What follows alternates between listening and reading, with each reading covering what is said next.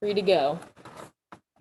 So hi guys, my name is Dayna Pawelak, and I am the Associate Vice President of Ticket Technology and Logistics for Pacer Sports and Entertainment, which is the longest title in the world. But my job is one that maybe some of you have thought about and heard of, because at least you're in this track, but most people have no idea it exists. So my job is ticketing operations. So I don't ever sell a ticket, but I make your tickets work or not work, depending on what we need. So like we need to keep you out of the building. It's my job to keep you out of the building. This is my 8th season with the Pacers, but my 15th season with in professional sports, if you will. So I've been with a couple other teams or buildings, and we can go through that throughout the day. But other than that, I'm originally from New Jersey, so not from Indiana, and landed here because of work, but we really like it here. So my husband and I met in sports, and I'll explain that later, I'm sure. So married, 2 kids, pregnant with our 3rd, and I don't have any intention of leaving Indiana unless there's a really, really great job somewhere else, because I really like it here. But other than that, what else would you like to know, Gia? So I guess kind of more into your job. Like, what do you do day to day? What does a typical year look like? Just because, in season and off season probably looks a little different. So just could you explain a little bit of that? Sure. So first and foremost, I'll explain what Pacer Sports and Entertainment means. It is not just the Indiana Pacers. So I run 3 franchises. So the Indiana Pacers, the Indiana Fever, our WNBA team, and the Fort Wayne Mad Ants, which is our developmental league team up in Fort Wayne, who this year for the first time will be playing some of their games in Indianapolis and some of their games in Fort Wayne. So there is no typical day. I started in college thinking I was going to be an emergency room doctor, because I really liked that whole, like, you never know what your day is going to bring. It was a terrible idea because I can't deal with that much school. It wasn't really my jam.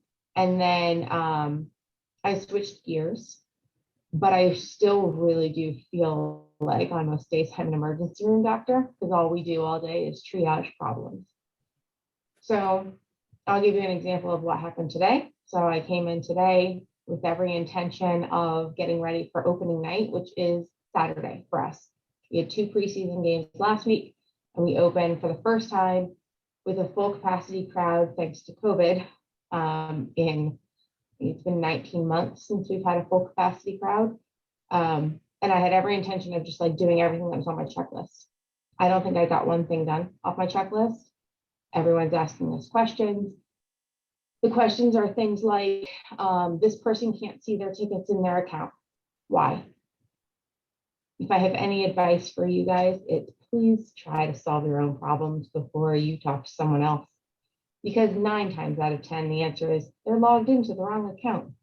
So that's really frustrating. We waste our time doing stuff like that. And then we ended up in a giant scramble today because we got information from up above that a certain thing had to happen, and it had to happen now. And you were dropping everything else you were working on just to do that thing for that one person who outranks everyone else, So there's no typical day. It's mentally draining when you have days like that. So like as soon as I get off this call, I'll put my kids to bed and then I'm gonna go to bed. But a typical year, what it looks like for us is Pacer season will run from October, hopefully through June, but the reality of that situation is typically through the beginning of May, unless for some reason we make it into the 2nd or the 3rd round of playoffs. But then there's overlap. The Fever play usually starting in May, and they run all summer long. So we do them as well.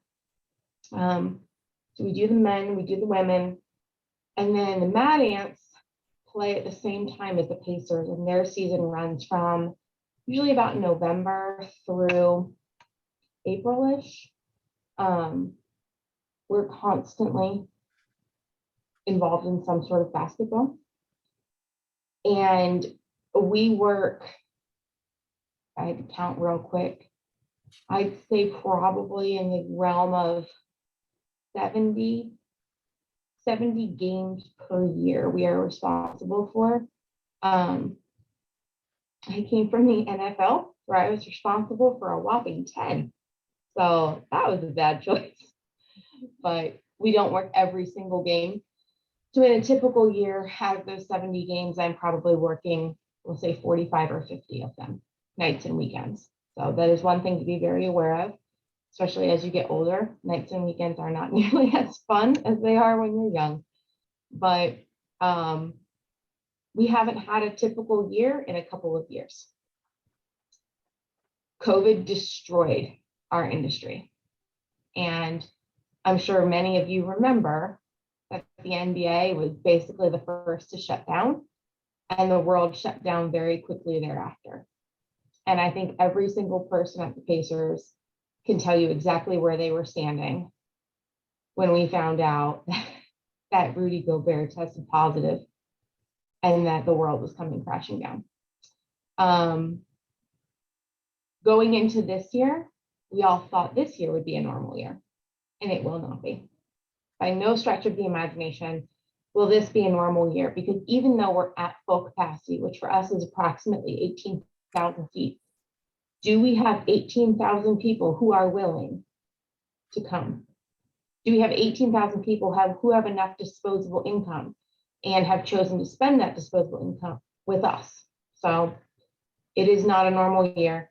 Honestly, I don't think we'll see a normal year for another 2 or 3 seasons for us to bounce back from the economic impact and the social impact, obviously, but that COVID has had for us. Do you want to talk about kind of like your past jobs? Because I know between you and Ben, you've both like had some pretty cool, jobs. I think NHL is thrown in there and NFL. Mm-hmm. Yep. So I'll explain real quick. My husband, whose name is Benjamin, he is from Little Rock, Arkansas, and I am from Trenton, New Jersey, like polar opposite. He went to school in Philadelphia. He went to Temple, and we met interning for the Philadelphia Eagles. So out of totally randomness, we got partnered together, and now we're married and have kids. So it can work. But his path was very similar to mine. So we ended up in the same internship. And then after that, I moved to Indiana to work for Ticketmaster.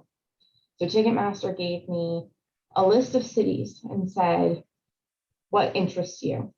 And I actually chose Indianapolis because I flew out here for an interview, and it was an 8-hour all-day interview, fly out at like 6 a.m., fly home at 7 p.m.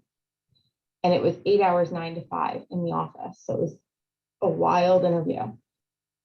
But I was like, this place is really great. I like it a lot. So my husband was doing his senior year internship at Fort Sumter in South Carolina, and he was working for the National Park Service in their events department. And so he thought he would go like more of the parks route than the sports route. And he was like, you know what? I really do want to go back to sports. So he decided to follow me to Indiana, and he worked for a company called the 500 Festival. If any of you are from Indiana, or specifically Indianapolis, the 500 Festival runs the mini marathon. They do the parade before the 500. They do tons and tons of events. And he was their ticketing and customer service person. So he worked for not-for-profit. And then at that time, I was working for Ticketmaster. So if you haven't put all the pieces together, pretty much every professional sports team uses Ticketmaster software. So Ticketmaster.com is powered by an engine behind it. And all the sports teams use that engine.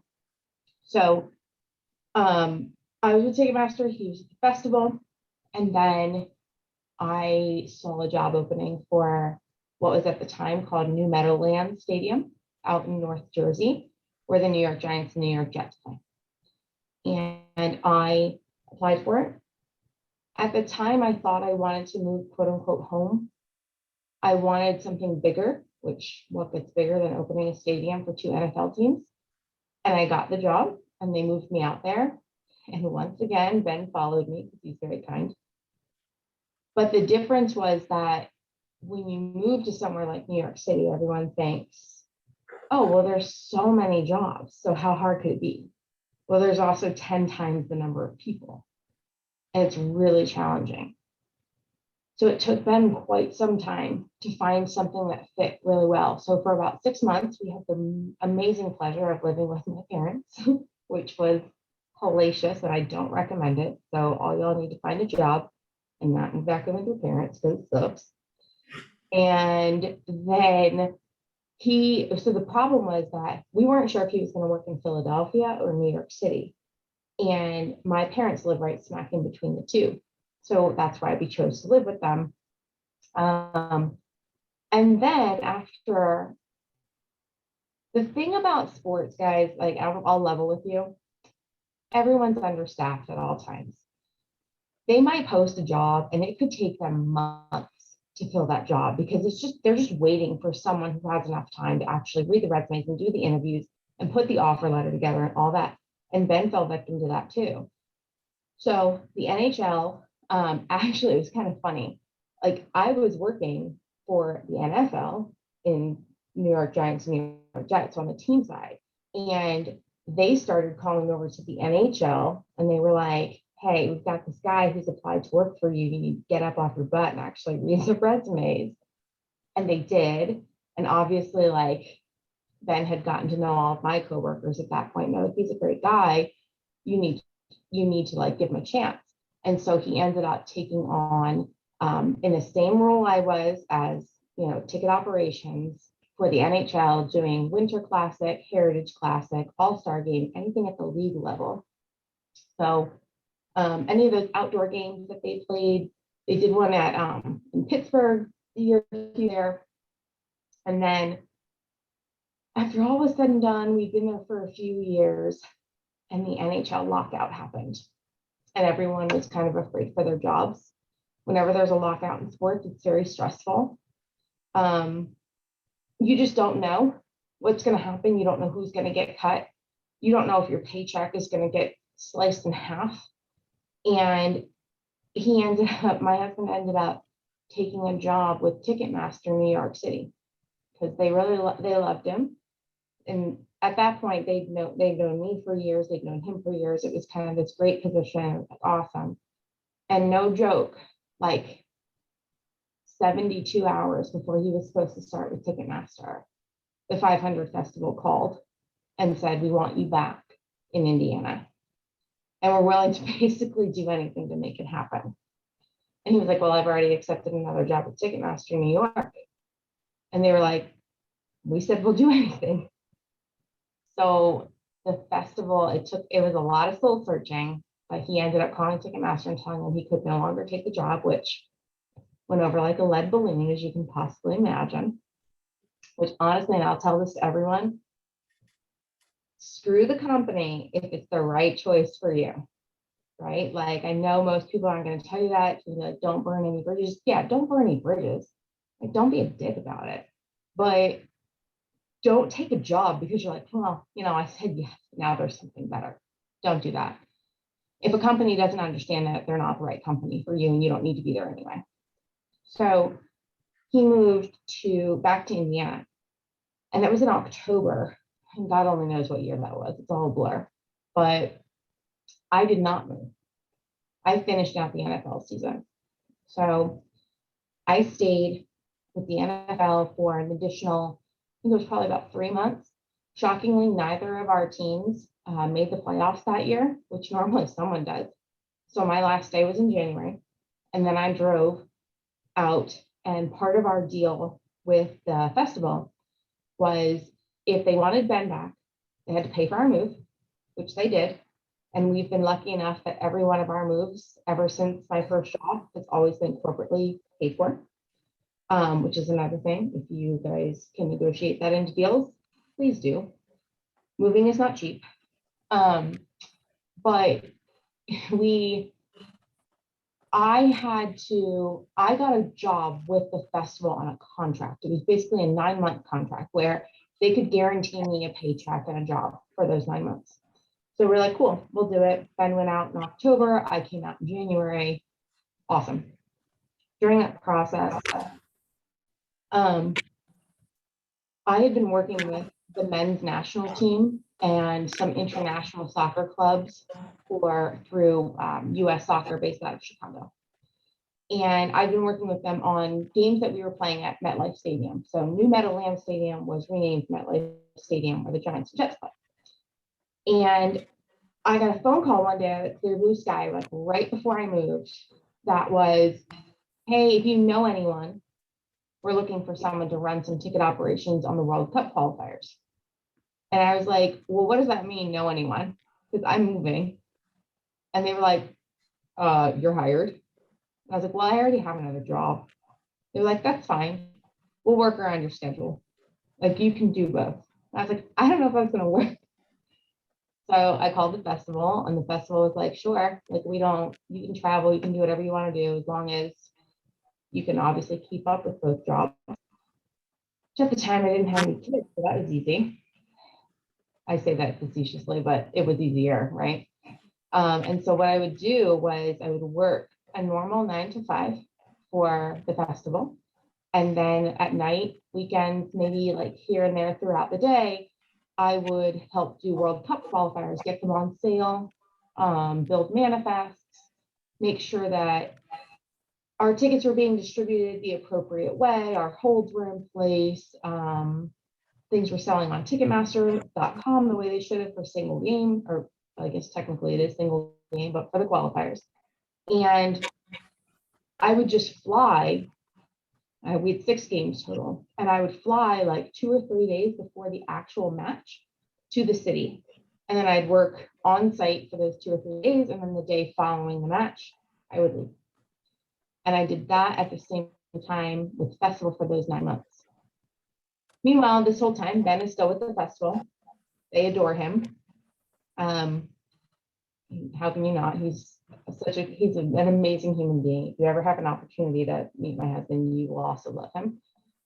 And the last day, our last game was in Kansas City. So I'd already wrapped up with the festival. Our last game was in Kansas City. I think it was like October 11th, maybe. And the Pacers called and they were like, we heard you're back in town. Are you looking for a job? And I was like, I am actually. And they're like, great, you can start Monday. And that's literally what happened. I started then the following Monday with the Pacers in a role that at the time was, I think, ticket systems manager, something very basic. Again, husband stays with the festival. And then I've been with the Pacers ever since. Ben left the festival to go back to school and get his graduate degree in business analytics. He graduated in May with his master's, but he did it through St. Joe's in Philadelphia online. So part of that deal was that he needed to take a step away from sports because he didn't have enough hours in the day to do both grad school and work in the sports industry. So he works for Cathedral High School in Indianapolis, which is where Gia went and how they know each other. So that tangled giant web of how you move through this industry it's real. Like, every relationship you make, every person you meet, every impression you make counts, because people really do genuinely remember the good human beings. They remember the bad ones for all the wrong reasons, but the ones who just kind of coast through it, they make no impression. You did a lot of moving, it sounds like. We did. I'm not moving anymore unless, I told you, like, I'm not leaving Indiana unless it's a serious job. Yeah. I can't move anymore, guys. I'm too tired. Yeah, you're about to have your 3rd kid, so that's kind of yeah. Does anyone have any questions? Yep. I guess first off, I just want to say I'm from Princeton, New Jersey, so it's right next to Trenton. But I would say my question is, what did you have on your resume that landed you like the Philadelphia Eagles internship while you were in public? So Gia, can you repeat it so I can make sure I got all of it? I only got the Yeah. pieces. Yep. Well, first of all, she said she's from Princeton, New Jersey. Yes. So, and then what was your question again? How? Like what skills or experiences did you have in her resume that landed her Philadelphia Eagles? Yeah, like what skills or like internships like that help you get that first like that job with the Eagles? So my job with the Eagles, okay, so from Princeton, so you will understand this. So my first real job that like actually counted to go in the resume was I managed Rita's Water Ice. If none of you have heard of Rita's Water Ice, get with your Princeton friend because it's the bomb. And I mean, it has nothing to do with sports, right? But I did have a lot of management type experience. However, the reason I got in with the Eagles was literally my college professor, who I took both communications 101 with, so like a very generic class, and then I took PR, public relations, with him.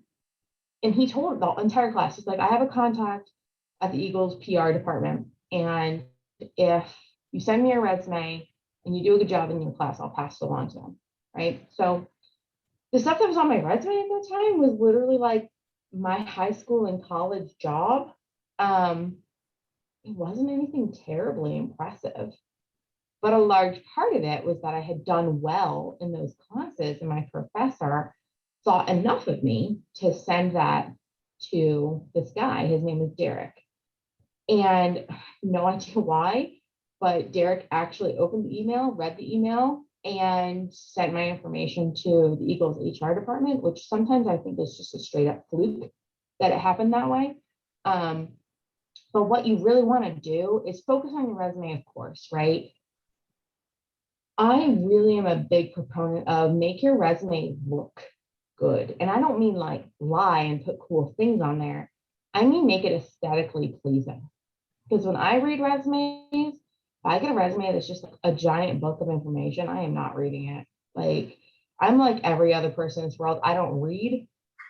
You give me a manual, I'm like, nah, if I have to read that manual to figure out how to use this watch is not for me. Like I want like quick and simple, like what did you do? Is the layout of your resume like clean and concise? Can I tell who you are from your resume? Is it organized? Do you look like a problem solver just based on the way your resume is laid out? Like you can tell a lot of that kind of stuff. I've heard stories of people who kind of change their name on their resume. So let's say, for instance, like if it was Gia, maybe she would just put like G instead of Gia. If people have, there's actually a really interesting amount of research out there that talks about resumes and how people have preconceived notions of resumes. Like if you list like where you're from, and it's like you're from the Bronx, and you're trying to apply for a job at the Iowa Speedway, they're probably gonna do a double take at the Bronx and have like preconceived notions of what that means, right? So think about that when you're writing a resume. Like what kind of content do you want someone to understand about you without any preconceived notions? Because half that stuff is bullshit anyway, right? So I would say shockingly, it's probably less about what's actually on your resume and more about the interactions you have with people, the way you present yourself and the things is really important. Anyone else have any more questions? Any other things you've thought of? Let's see.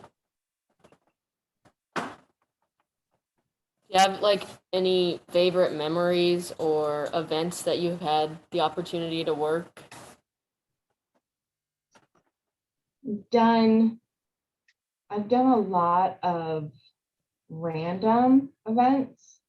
Obviously a lot of sporting events, but I think the craziest event I ever worked was so fascinating. I don't remember the official name of it, but there is in the Jewish religion, there is, it's not the Torah, but there's another book that is read and they read one page every day, and it's like 700 pages long.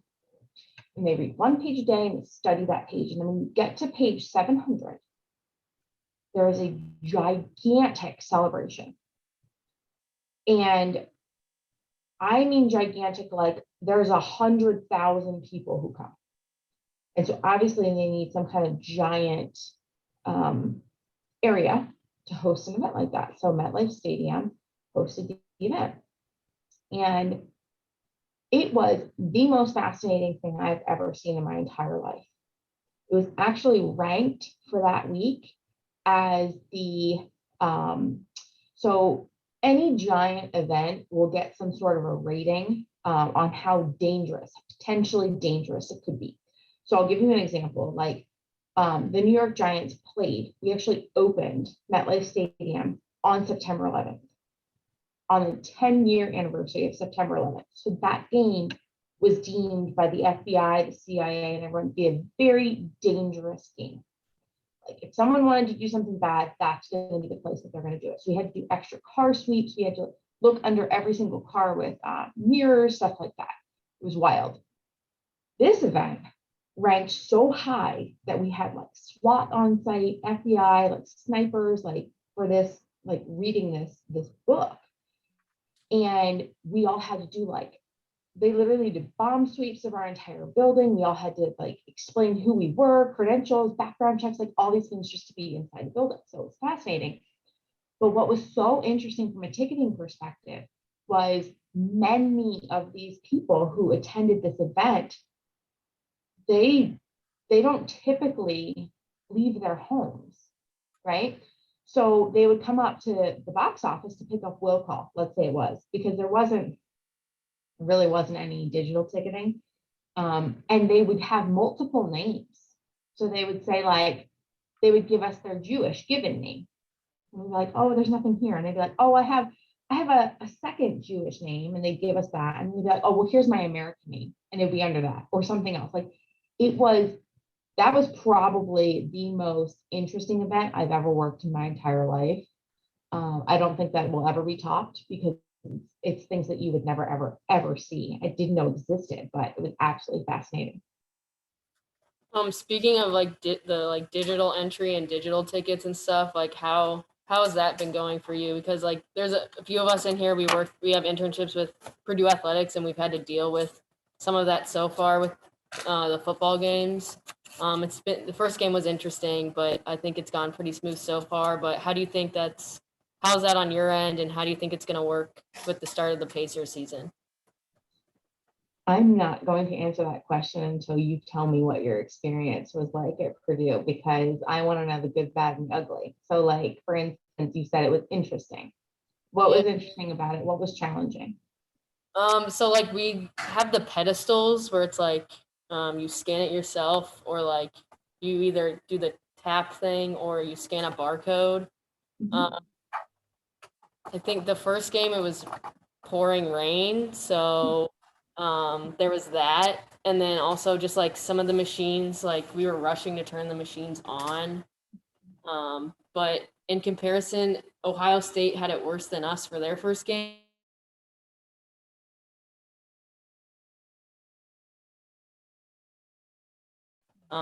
So our Wi-Fi worked, and like it, and then when we would scan tickets, it would say like reprinted or something like that. And we would just send people to the ticket office, but to like get them printed, because I think one of the main problems was like people buying tickets from StubHub and Bidded and SeatGeek. Those like are the worst when people just buy off like not directly through Purdue. So that was a big problem we had. And then just like the machine, like the pedestal's not working.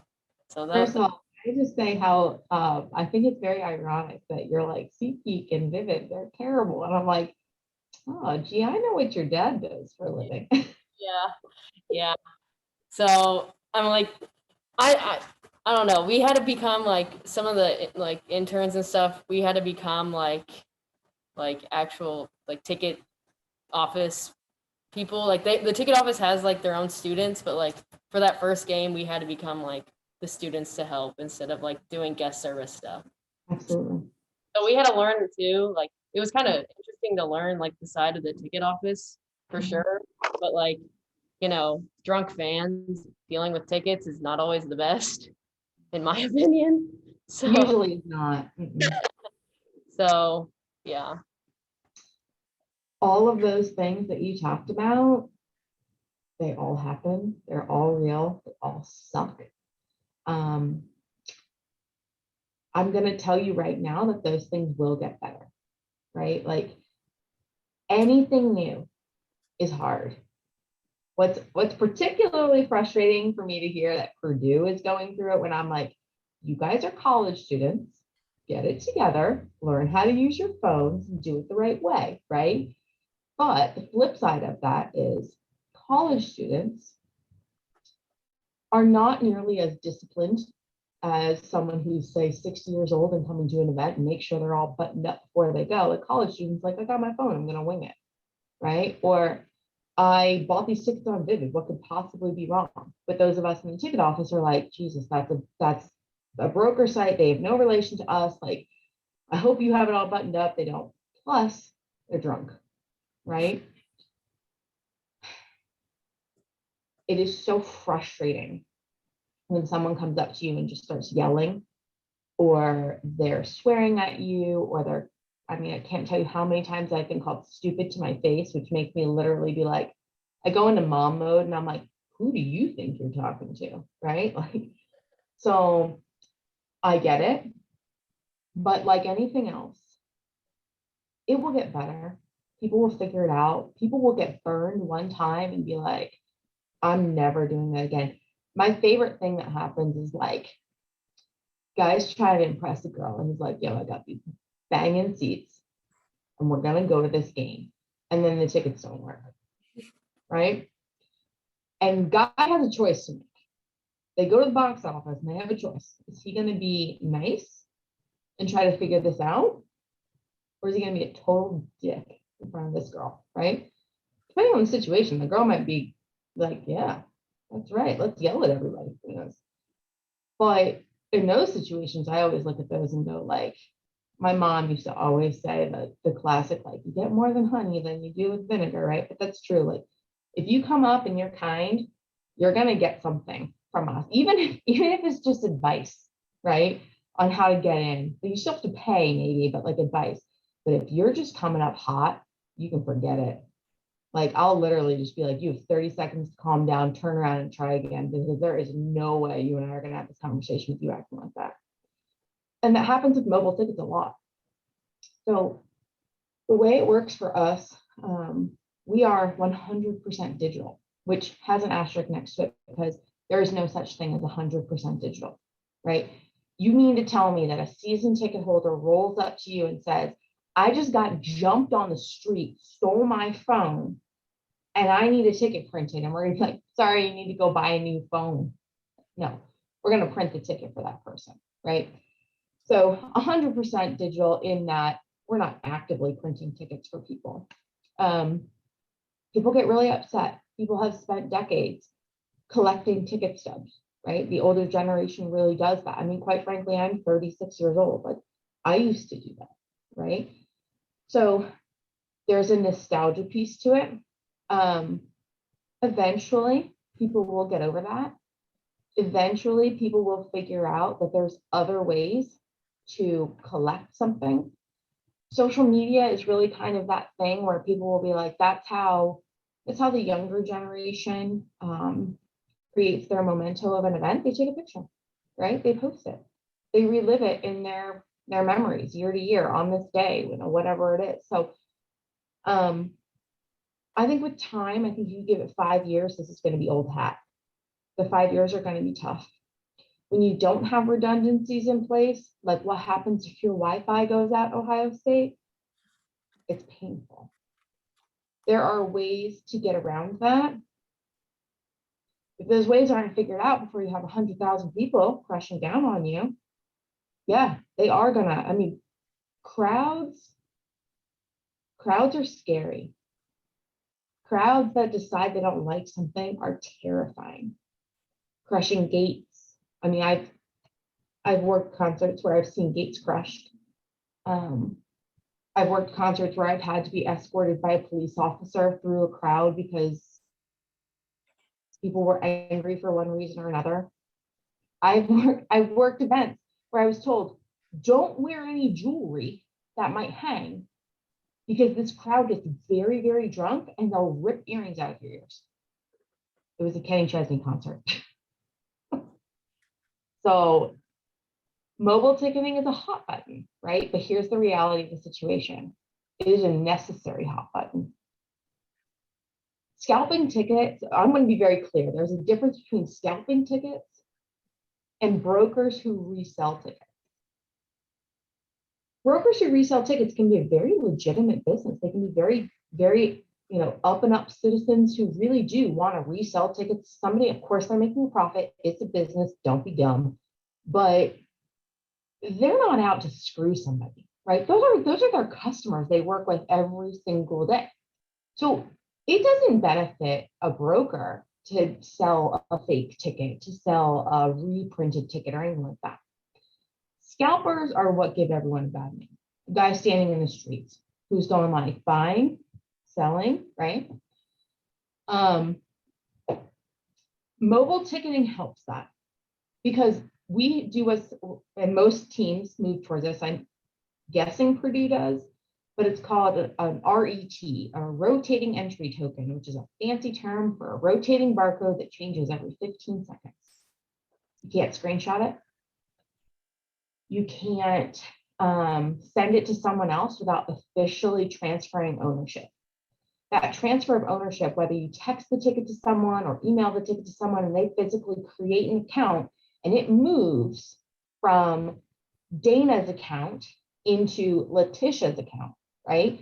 Now, when I go to the box office and Letitia's there, we can see like, oh, well, Dayna sent you that ticket, right, Letitia? Great. I know you can't get it up on your phone. Everything's cool. We're just going to send it to you in a text or we're going to print it for you, whatever it is. That keeps the fraud down. For years, we had those PDF tickets, which everyone would call digital tickets, which is hilarious because I was like, you just printed a ticket on a piece of paper. There's nothing really digital about that. I can't tell you how many times we'd get calls inside the building and people would say things like, we have double seats sold. And it's always judgy, like that I double sold a seat, because we are a very unique industry where there is one of every single item that we're selling. You're not buying a pair of jeans where there's 50 pairs of those jeans in the back. There is one. So when you double sell a seat, two people are trying to sit in one seat, it negatively reflects on the box office, like you didn't do your job appropriately. 98% of the time, there's another answer to that. And with PDFs, it was Photoshop.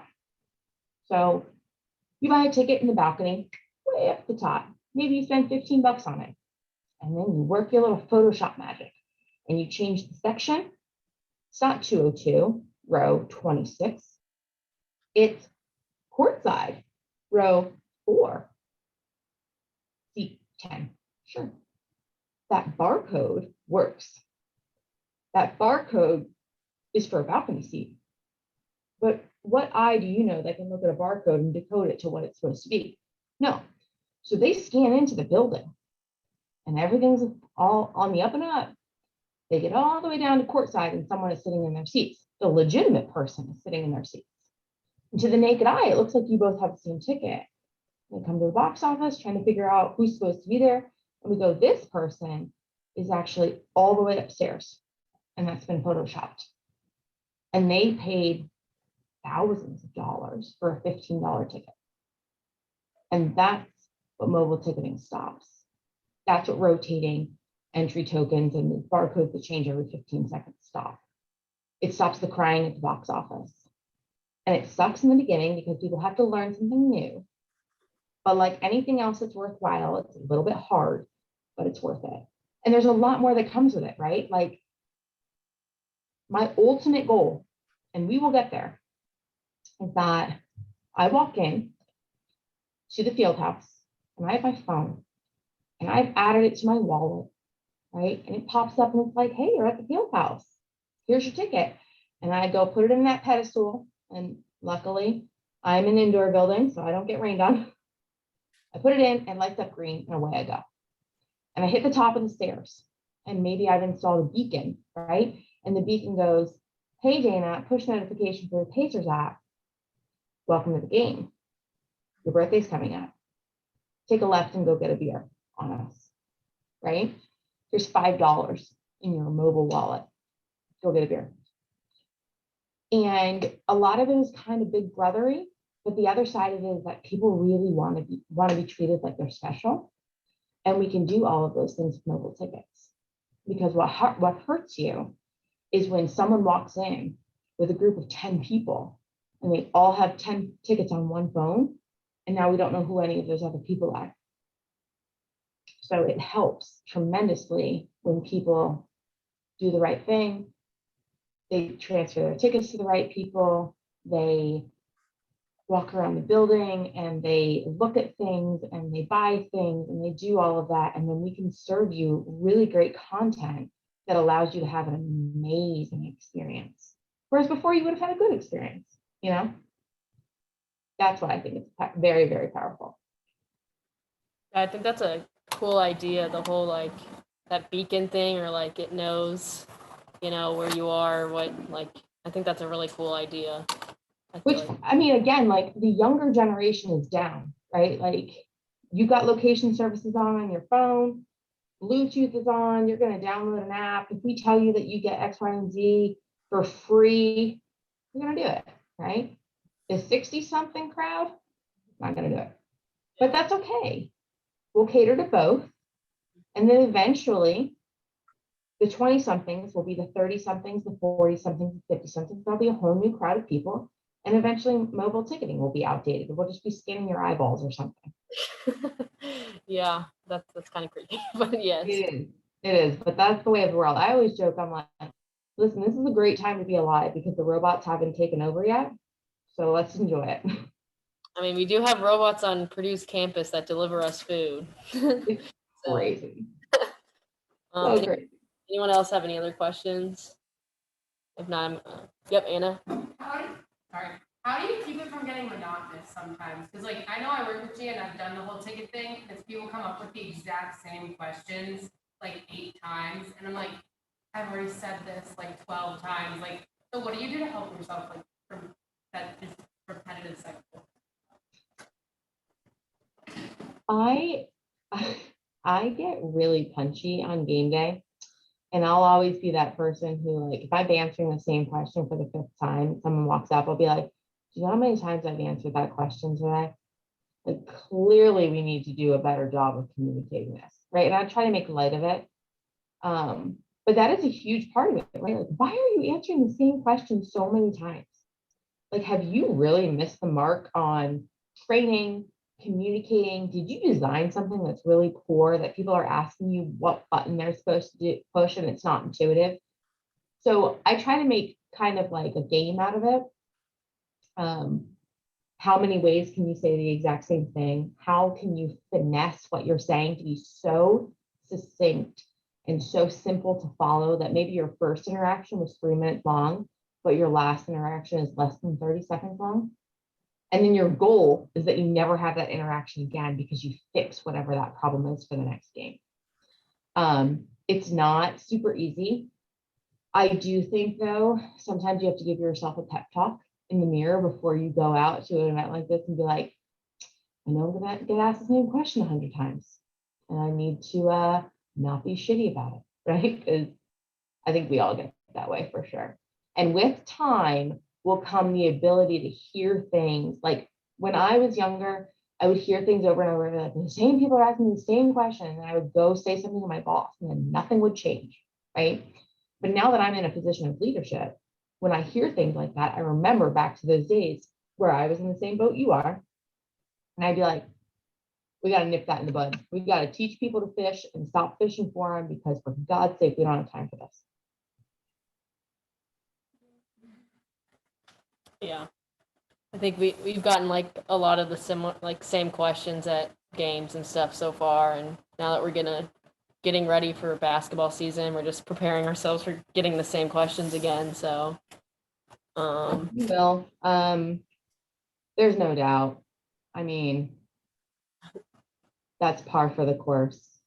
I do think, honestly, though, like today is a day of burnout for me, where I'm like so over what I do for a living that all I want to do is crawl into a hole and just be a hermit for the rest of my life. I'm exhausted and I'm tired, right? But this job and all of the jobs that you guys will end up in, you get the craziest stories. Like no one can top you when you're like hanging out with your friends. You're like, let me tell you what I saw. So kind of think about it in that term. Like people are going to ask you the same question over and over and over again. But like it's the guy who like asks you the question and you look down and you're like, you're so drunk, you just peed in your pants. Like, and then like forever you will tell that story, right? Just look for those moments because they will happen a lot. anyone else? I guess the last question I'll ask is, what's like, I guess you kind of answered this, but what's like another piece of advice you'd give for people who are like trying to break into the sports industry? Remember how things make you feel. So you may or may not get lucky. If depending on when you guys graduate and you're looking for a job. COVID has done some crazy things to our industry, obviously, but one of the things that has happened is a lot of people have walked away. Hours are really hard. The job is really hard. It's stressful. There's a lot of uncertainty, and a lot of people have decided to leave. That opens up a lot of positions that you guys are going to be able to fill, right? Not everything is going to be sunshine and rainbows, especially if you're coming out of this over the next couple of years and we're trying to navigate all of these COVID things. But remember how it makes you feel, because eventually you will get to a position of power. And when you have really hard decisions to make, or you're leading a staff, or whatever that is, you can think back on those moments where you were like, it pissed me off so bad when they told us we had to do X, Y, and Z. Or remember when we were so tired and they bought us all coffee and it was like the best feeling in the world. And as a leader, you're like, that cost us $25, but it made you guys feel like $1 million, right? So remember those things, catalog them in the back of your brain, because that never stops, right? Like even now, like at a vice presidency level, you would think like, oh, I've seen it all, I've done it all, whatever, right? We had to lay off 60 people last summer. It was the most horrifying experience of my entire life. And every one of those 60 people who got laid off, their lives were basically ruined, right? I didn't get laid off. I felt so bad that I didn't get laid off. And I remember talking to everyone and being like, no matter where you fell, whether you survived or you got laid off, remember how you feel. Because the day that comes in 10, 15, 20 years where you're in a position of leadership and you have to make a hard decision about who to lay off, or who to cut, or there's some catastrophic event, you'll remember what you felt like when you had to go through it yourself, right? And you'll make better decisions. You'll communicate it more effectively because you'll remember those holes that you felt. No one told me this, or I didn't know that, or this happened out of the clear blue sky, or whatever it is. And it's such a powerful tool to lead in a way where you advocate for those around you. You do it when you're young by advocating for your friends, your peers who are your exact same age, your exact same title, whatever it is. And you do it where you're like, we're together as a team and we're going to lead this team forward. And I don't care that we're 23 years old, right? And then you get older and you're 33 years old. and you're leading an actual team of those, underneath you. And you're saying, we can do this together. And by the time you're 43, you're running the whole thing, because the power of people and the power of feelings is more power than any dollar in the whole world. I can assure you that. Any last questions? Well, thank you so much. I really appreciate your time. I think you said a lot of valuable things that we can take away. Well, good luck, everyone. Be really curious to see how many of you I cross paths with at some point. And if you ever do see me somewhere, stop me and tell me you're in this classroom. Clearly, I won't know. Yeah, we really appreciate it. I'm gonna, if you don't mind, I'm gonna put your email in our group me, if people have any more questions. Sure. So, yeah, I really appreciate it. Thank you for meeting with us tonight, and go Pacers. Go Pacers. Woohoo. Good seeing everyone.